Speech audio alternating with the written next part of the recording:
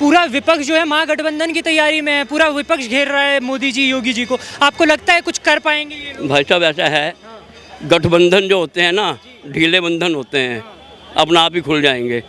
संतरे के ऊपर छिलका उतारो, एक एक फांक अलग हो जाती है। इनका जैसे छिलका उतरा सब अलग। हकीकत है, कांग्रेस के राज में जेब भरी रहती थी, मोदी के राज में जेब खाली है। मोदी के राज में जेब खाली है। हाँ, लोग केवल अपनी गली के कोने तक देखते हैं, उससे आगे नहीं देखते। पूरे विश्व में मंदी छाई थी। कोरोना काल को निकलने के बाद हमारा देश फिर भी औरों से बेहतर है। माना कि दिखते हैं, काम मेरे पास भी कम है, मगर ये काम कम होने का मतलब ये नहीं है कि मैं मुर्शिदा मोदी को दोष दूं कि काम उन्होंने कम कर दिया। क्या नाम है सर? हाँ जी, किशोरी लाल।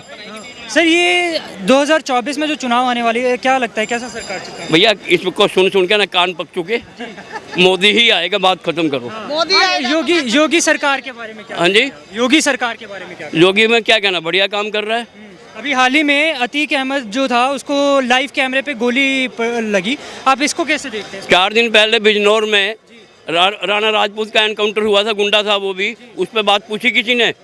कोई ना पूछी। उसने पूछी, आप लोगों ने? पूछी थी, हमने पूछी थी सर, हमने पूछने का काम किया। नहीं, अब मैंने नहीं सुना यहाँ पे किसी ने पूछा हो। खैर यहाँ पे सरकार के ऊपर ये जो आरोप लग रहा है कि ये पक्षपात कर रहे हैं, हिंदू मुसलमान की राजनीति खेल रहे हैं, आपको लगता है ऐसा है? कौन सा पक्षपात हो रहा है भाई? कौन सी सरकार की जो पॉलिसी है जो हर एक को नहीं मिल रही, केवल हिंदू को मिल रही है?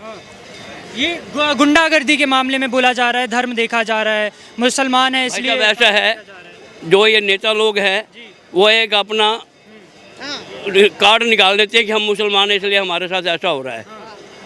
किसी के साथ कुछ गलत नहीं हो रहा, जो अपराधी है उसको अपराधी की तरह सजा मिल रही है, जो भी है वो। तो ये जो अतीक अहमद के साथ हुआ, आप मानते हैं वो सही था? भाई साहब ऐसा है कि एक सीधी सी बात है कि जैसे कर्म करेगा वैसा फल देगा भगवान। हमारा गीता का ज्ञान है ना, बस वैसा फल मिला जैसे उसने काम करे।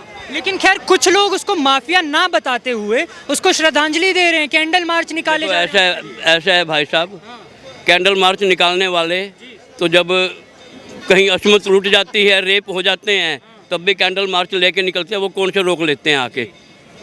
कैंडल मार्च निकालना जो है ना, बुज़दिलों की निशानी है, बहादुरों की निशानी नहीं है। खैर अभी आज ही देखने को मिला पटना में, आज जुम्मे की नमाज के बाद नारे लगाए गए, अतीक अहमद अमर रहे। ऐसा है, वहाँ पे बैठे कौन हैं? नीतीश कुमार। किसके सपोर्ट से? किसके सपोर्ट से? कांग्रेस के सपोर्ट से। और दूसरा कौन है? जी वो लालू के बेटे। लालू के बेटे। गोधरा में एक कांड हुआ था, रेल में आग लगाई गई थी।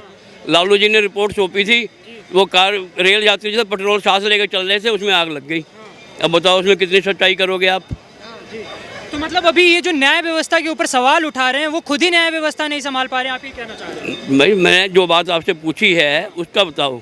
लालू जी के एक बनर्जी समिति बनाई थी उसने, जब गोधरा में आग लगी थी ट्रेन में, कि रेल यात्री जो है पेट्रोल लेके चल रहे थे, उसकी वजह से आग लग गई। अब बताओ देश क्या चाहेगा, क्या सोचेगा? क्या उसकी वजह से आग लगी थी या कुछ और हुआ था? जी ये तो खैर सबको पता है क्या हुआ था। बस फिर जब हुआ था तो उस बात को छोड़ दो। अभी के मुद्दे पे बात करते हैं सर। अभी ये जो पटना में नारेबाजी चल रही है, भाई साहब अभी के साथ जो है ना, इतिहास साथ जोड़ना पड़ता है जी। अभी के साथ। भूतकाल के बिना भविष्य आगे नहीं बढ़ता, और वर्तमान तो दोनों के बीच में रहता है।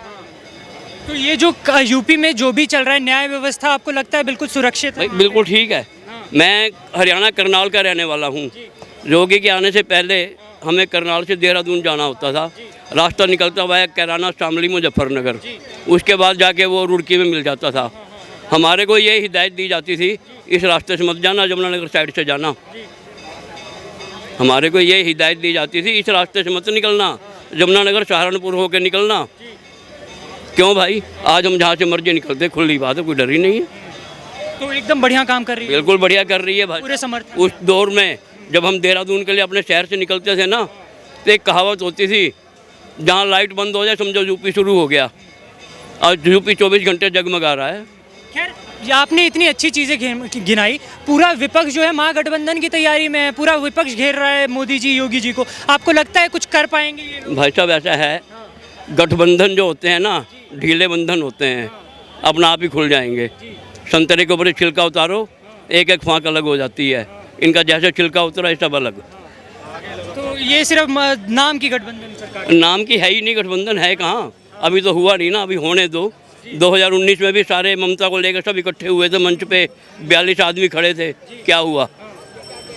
तो बिल्कुल बढ़िया काम। हकीकत है, कांग्रेस के राज में जेब भरी रहती थी, मोदी के राज में जेब खाली है। हाँ, मोदी के राज में जेब खाली है। हाँ, हाँ, क्या क्यों ऐसा क्या हुआ कि जेब खाली है? काम कम है तो काम ही के हिसाब से तो रुपया आएगा जो जिस लाइन में रहेगा।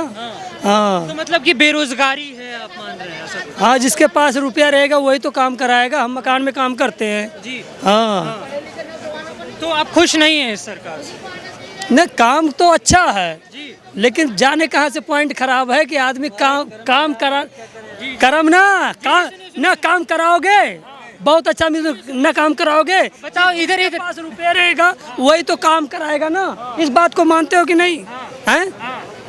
वो मकान निर्माण की बात कर रहे हैं, ऐसा ही है ना? हाँ जी। हाँ, भाई लोगों की जेब में पैसा होगा तो अब मकान कोई बनवाएगा, क्योंकि उसमें मोटी पूंजी लगती है। उसमें मोटी पूंजी उसका उनका विषय ये है कि पब्लिक के पास, आम पब्लिक के पास पैसा नहीं है, वो काम नहीं करा पा रहे। उनका मोटा वो ये बोल रहे हैं कि जेबें पहले कांग्रेस के राज में भरी रहती थी, अभी जो है जेबों में पैसे नहीं। ऐसा है भाई साहब कि काम पे असर है, काम कम है। वो केवल भारत में नहीं है, लोग केवल अपनी गली के कोने तक देखते हैं, उससे आगे नहीं देखते।